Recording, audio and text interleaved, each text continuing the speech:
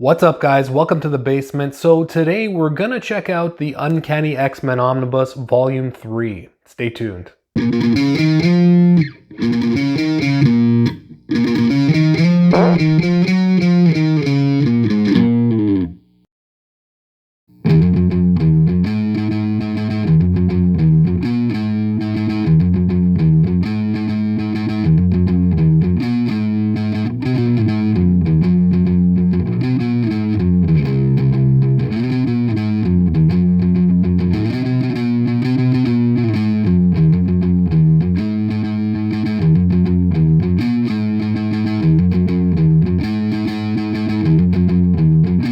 So what this is a mixed bag of X-Men stories. Some good, some bad, some not so good.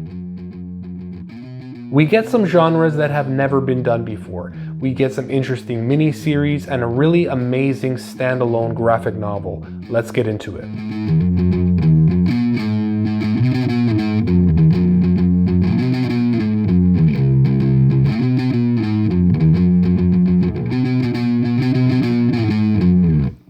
Written by Chris Claremont, of course. Who else? Pencilers we have David Cockrum, Paul Smith, Brent Anderson, Frank Miller, and many others. Main inker we have Bob Wyack. We have a complex collection here, kind of all over the place in terms of content, collecting Uncanny X-Men number 154 to 175, Annual 6 and 7, Special Edition X-Men number 1, Marvel graphic novel number 5, titled God Loves, Man Kills, the best X-Men story I have ever read, Wolverine miniseries number 1 to 4, and Magic number 1 to 4. A pretty solid omnibus. Starts off weak in my opinion, but then gets better as the storylines progress.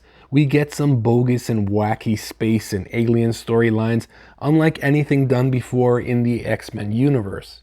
We get some stuff with Jean Grey and Dark Phoenix, Charles Xavier's clone, an amazing story about genocide and Christianity, the first appearance of the Morlocks, a Wolverine miniseries drawn by Frank Miller, the wedding of Cyclops and someone, the wedding of Wolverine and someone else, some interesting returning villains, and Colossus' sister Illyana starts hanging around and even gets her own 4-issue story arc.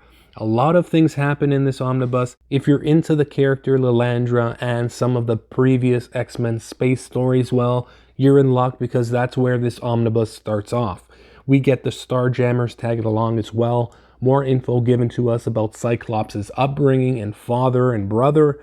Not the greatest storylines, bit of a chore to get through. It does get better though into its second story arc when the X-Men go up against a certain alien race that wants to take over their bodies. Pretty cool story, kind of an Aliens movie ripoff with certain aspects, but overall an enjoyable and unique story that hasn't been done before. There are also horror elements that were introduced in the series now, which are really good. A storyline involving vampires, Storm, and Colossus' sister Illyana that I feel work out really well.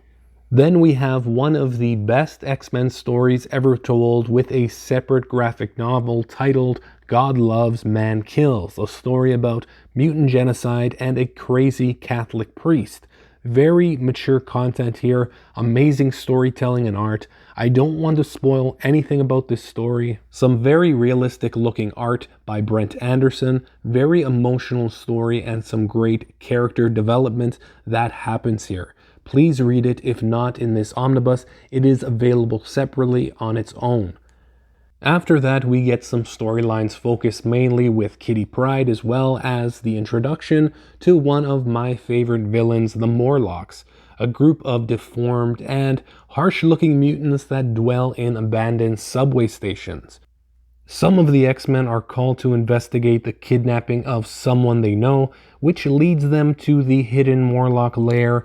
Awesome story arc, some great storytelling and art here. I really enjoyed the animated series, which featured these characters as well.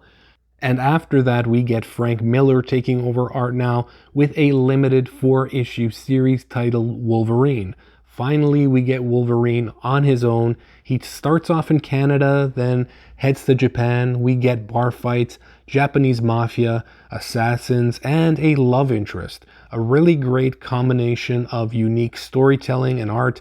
Loved it. Not too much dialogue, easy to get through with a lot of standalone art panels. Then it jumps back over to X-Men number 172 to 175, where we get a couple weddings, some more great Wolverine storylines, the introduction of Rogue, some strange appearance changes with Storm, more stuff with Colossus and Kitty Pryde, and so much more. And finally it ends off with Magic number 1 to 4, which is about a demon lord and Illyana, Colossus' sister, that I didn't really care for. I think they were obligated to put this content in here to tie up some loose ends that happens in some of the earlier X-Men issues. So that's it. Bit of a mixed bag here of X-Men stories. Mostly good, some bad. Definitely recommend this if you are an X-Men fan. Until next time, guys, make sure to like and subscribe, ring that notification bell so you don't miss anything, and we will see you next time.